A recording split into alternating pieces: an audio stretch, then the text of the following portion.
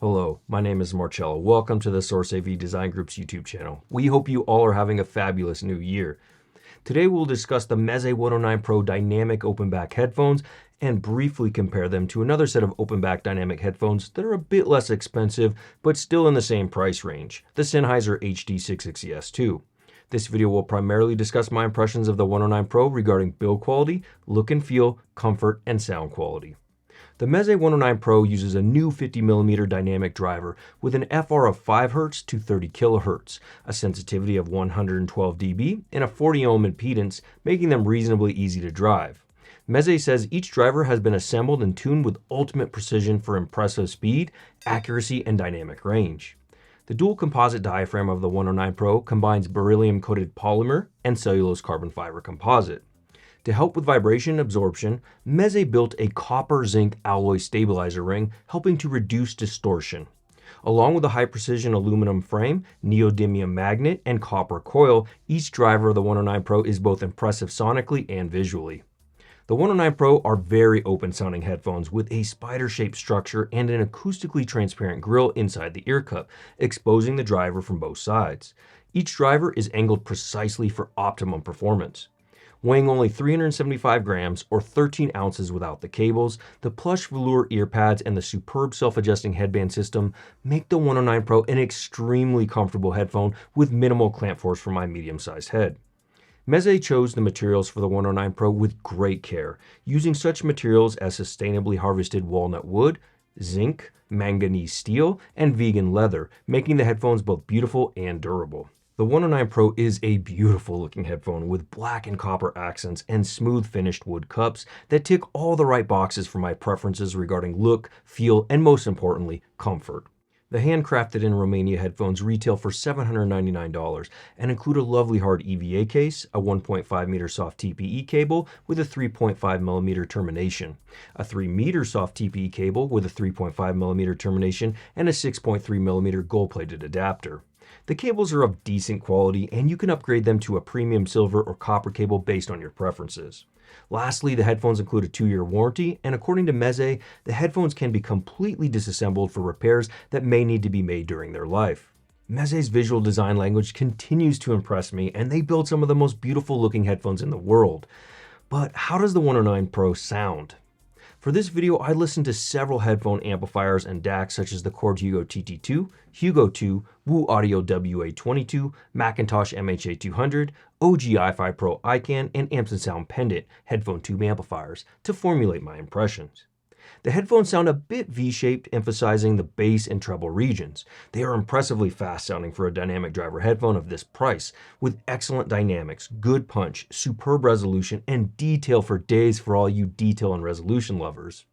The bass of the 109 Pro is relatively balanced, reaching low enough in the sub-bass for most music, along with a bit of a mid-bass lift for some emotional involvement when listening, which I appreciate. If you are a bass head looking for lots of bass, you will want to look elsewhere, as this tuning will not likely satisfy you. However, if you like detailed, fast, and punchy bass that integrates quite well with the rest of the headphones FR, then the 109 Pro may be a great option. I don't hear any bleed from the bass regions into the mid-range, so more technical or analytical listeners should be pleased.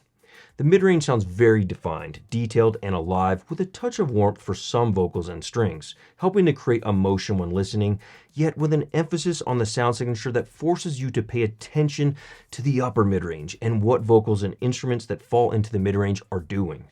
Sometimes this upper mid-range emphasis can be good for vocals, and at other times, depending on the singer's vocals, it sounds a bit unnatural and less pleasing to me. The mid-range sounds clear and never presents muddy, rather sounding crisp, forward, and technical in presentation, while sitting a bit behind the bass and treble regions of the headphones tuning. The treble region sounds very present with ample sparkle and air. These are not dark or rolled off when it comes to the treble.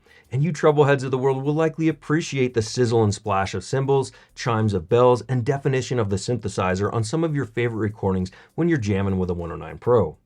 Treble-sensitive listeners may also find the headphones to sound a bit brighter, especially in the lower treble region. However, this will also come down to your audio chain and the recording you are listening to.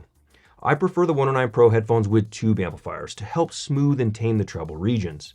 The treble region paints a somewhat aggressive, exciting, airy, and transparent picture with its very open design, which helps create its spacious and well-defined soundstage. Imaging is excellent, allowing for vocal and instrument placement on their fairly wide-sounding soundstage. They are not as wide as an HD800S, but for their price and the fact they are dynamic driver headphones, the 109 Pro punches above their cost for soundstage size and separation, not to mention detail and build quality. The 109 Pro are exciting and engaging sounding headphones. They spotlight details in music, whether instruments or vocals, making them less of a lean back and relax type of headphones. Instead, they are more of a lean forward, toe tapping type of headphones, at least with my analytical cord electronic DACs in-house.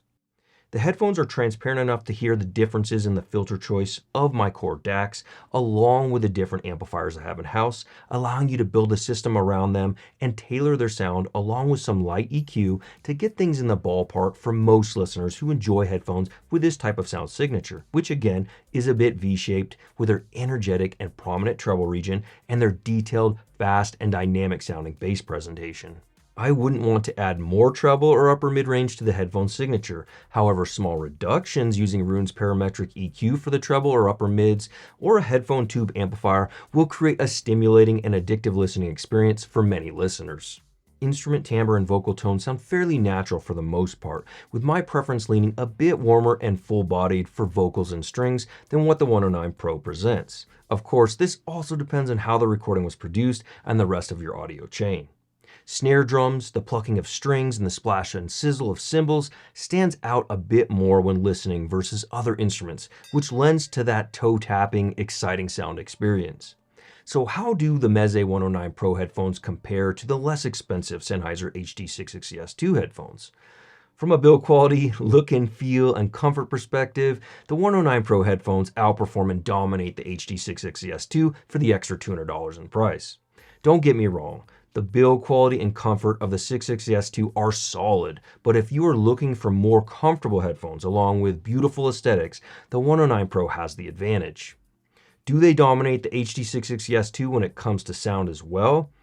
That is a bit more nuanced of a question and will significantly be influenced by preference and your audio chain, as the HD660S2 is a 300 ohm headphone requiring a bit more amplification. So I will do my best to describe the differences I hear between them, so if you are thinking of purchasing either headphones, you have a general idea of what to expect.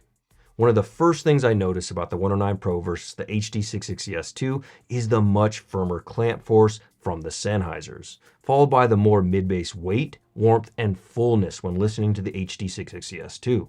This additional weight and warmth in the mid-range of the 660S2 sounds more natural and enjoyable and brings you closer to vocals and strings. The next thing that stands out to me is the more exciting and present treble of the 109 Pro, with its more resolving and detail-forward sound quality, giving the HD660S2 a much warmer and less resolving sound signature when comparing the two headphones. The Meze 109 Pro sounds more open and has a wider and better separated soundstage with slightly better instrument and vocal imaging when compared to the HD660S2. The Sennheiser headphones sound more intimate and a bit congested compared to the more expensive Meze 109 Pro. However, I appreciate the additional body the HD660S2 possesses for vocals, string instruments, and electric guitar, giving them a bit thicker and weighty sound that is still exceptionally well defined for their price, which is very noticeable when listening to Pink Floyd's Dogs. The vocals are placed a bit further away when listening to the 109 Pro, creating a bit more distance between the listener and the vocalist, with excellent definition and placement on their soundstage. The bass of the 109 Pro sounds faster, more dynamic, and more detailed than that of the HD660S2, with the Sennheiser sounding a bit richer when it comes to bass. I prefer the timbre of the HD660S2 when comparing the two headphones, especially in the mid-range, as I stated before. Both headphones could be owned by those of you building a headphone collection, especially if you enjoy different sound signatures when listening, as the sound signatures have plenty of contrast and are equally enjoyable for different reasons. A big thanks to Meze for sending the 109 Pro out for me to listen to. If you are in the market for a dynamic open back set of headphones under $1,000, I highly recommend you check them out and see what you think. As always, we recommend listening to all audio products yourself, as we all hear a bit differently, and the only person who should tell you what type of sound signature to love is you. If you're interested in trading up your old headphones, amplifiers, or other gently used audio gear for a new set of headphones or a new amplifier, check out the links in the video description to our trade-up program, and don't forget we will price match other authorized dealers. We have some cool videos coming this year with new product announcements, so please consider subscribing to our channel today. From $150 earphones to multi-million-dollar home audio, cinema, and automation systems, TSAV is a hi-fi enthusiast paradise for building the system of your dreams. So let's start the conversations in the video comments on what you think of the Meze 109 Pro. While you're there, smash that like button for us. Until next time, friends, remember, let the music be your guide.